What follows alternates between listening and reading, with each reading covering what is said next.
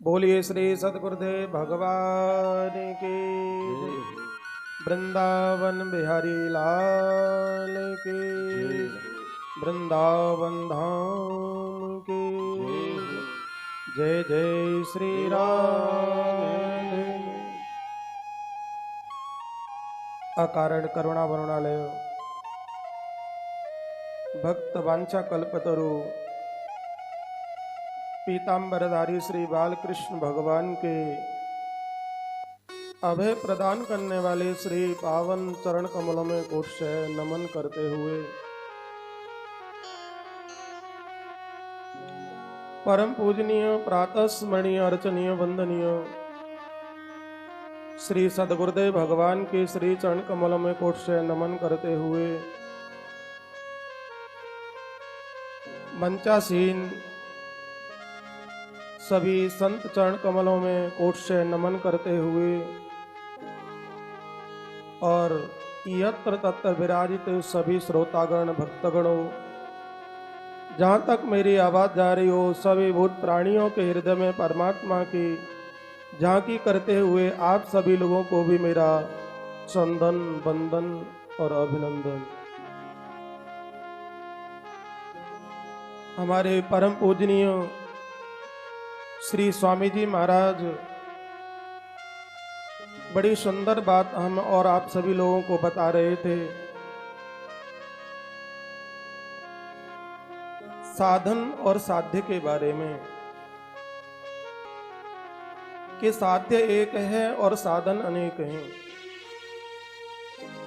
तो उस एक साध्य को कैसे प्राप्त किया जाए, वो साध्य क्या है नारायण? बोले वो साध्य है परमात्मा। उस परमात्मा को कैसे प्राप्त किया जाए, उसके साधन क्या हैं? अभी योग मार्गियों के पास में जाओगे तो वो अष्टांग योग का वर्णन करेंगे। ज्ञानियों के पास में जाओ तो ज्ञान की चर्चा करेंगे, और जो भक्ति वाले हैं उनके पास में जाओ तो वो भक्ति की चर्चा करेंगे। आखिर उस परमात्मा की प्राप्ति कैसे हो? यह जीव अज्ञानवश होकर के अनादि काल से इस संसार रूपी समुद्र में गोते खा रहा है। बार बार जन्मता है, बार बार मृत्यु को प्राप्त होता है। पुनरपि जननम पुनरपि मरणम पुनरपि जननी जठरे शयनम। इस बार बार के जन्म मृत्यु से कैसे छूटा जाए?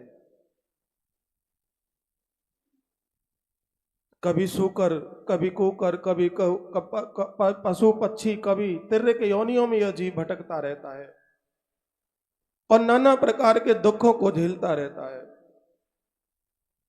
और एक और बात है नारायण, जिस भी योनि में यह जीव जाता है उसी शरीर को मैं मान करके रहता है, आनंद में रहता है कि ये मैं हूं। चींटी को भी तुम पकड़ना चाहो तो चींटी भी डर के मारे भागती है। चींटी को भी अपना शरीर अच्छा लगता है। जितना मनुष्य को अपना शरीर अच्छा लगता है, मृत्यु से भय रहता है। किसी भी जीव को तुम पकड़ करके देखो, वो भी मृत्यु से डरता है, भयभीत होता है। कोई भी मरना नहीं चाहता, फिर भी मृत्यु आती है। कोई दुख नहीं झेलना चाहता, फिर भी दुख आता है। तो ये जीवन जो मिला है मनुष्य शरीर, ये दुखों से छूटने के लिए मिला है। परमात्मा की प्राप्ति के लिए मानव जीवन मिला है। इस मानव शरीर के रहते रहते परमात्मा को जान लिया, परमात्मा की प्राप्ति कर ली तो बहुत ठीक है, और नहीं तो नारायण ऐसे ही ये शरीर चला गया, मृत्यु को प्राप्त हो गया परमात्मा को न प्राप्त करके, तो बोले महती विनष्टि ही। ये महान विनष्टि, विनाश कर लिया।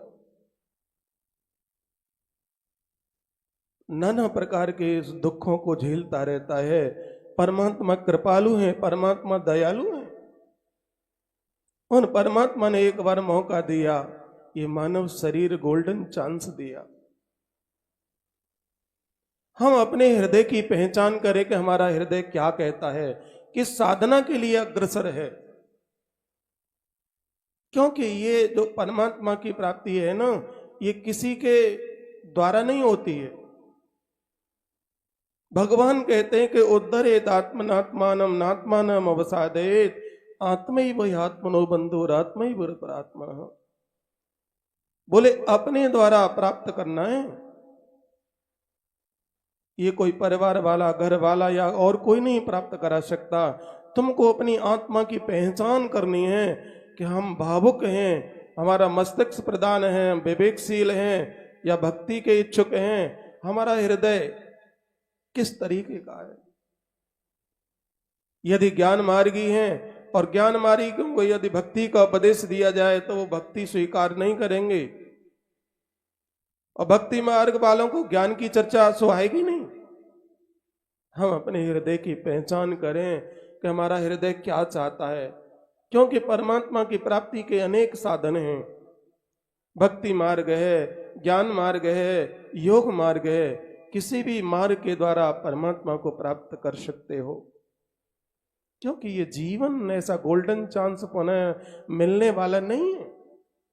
ये खो दिया, ये अवसर निकल गया, फिर हाथ आने वाला नहीं है, क्योंकि ये 84 लाख योनियों के चक्कर में भटकना पड़ेगा। लख 84 भोग के मानव देही पाई, चेत सकेरे चेतर बंदे फिर 84 आई।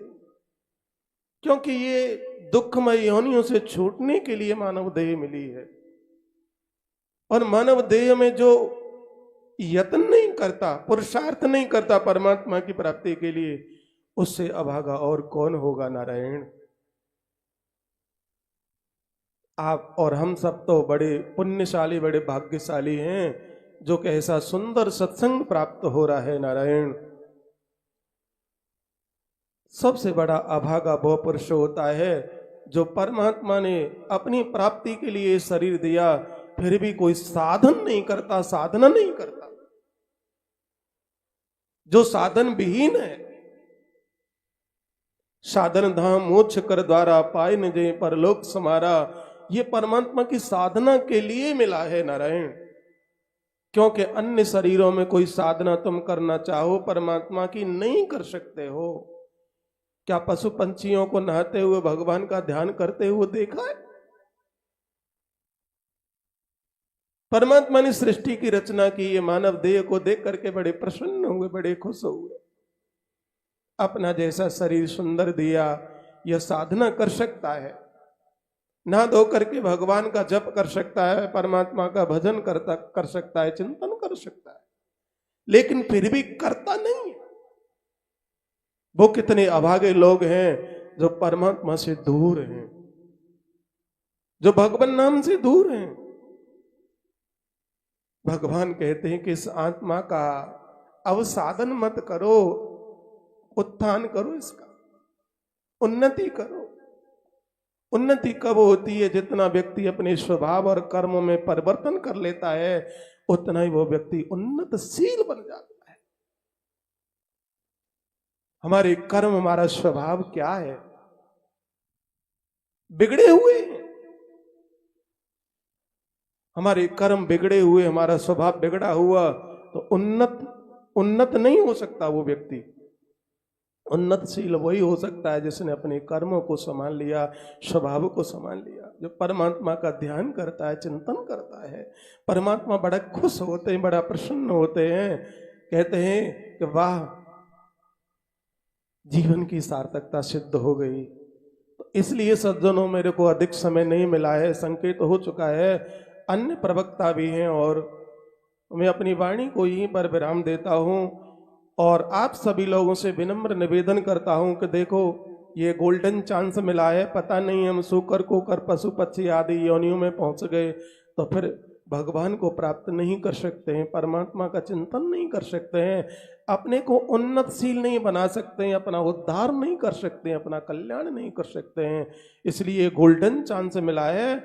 इससे से ज्यादा हम भगवान की भक्ति करें, सत्संग सुने, साधु संतों की सेवा करें, इतना कह करके मैं अपनी वाणी को विराम देता हूँ।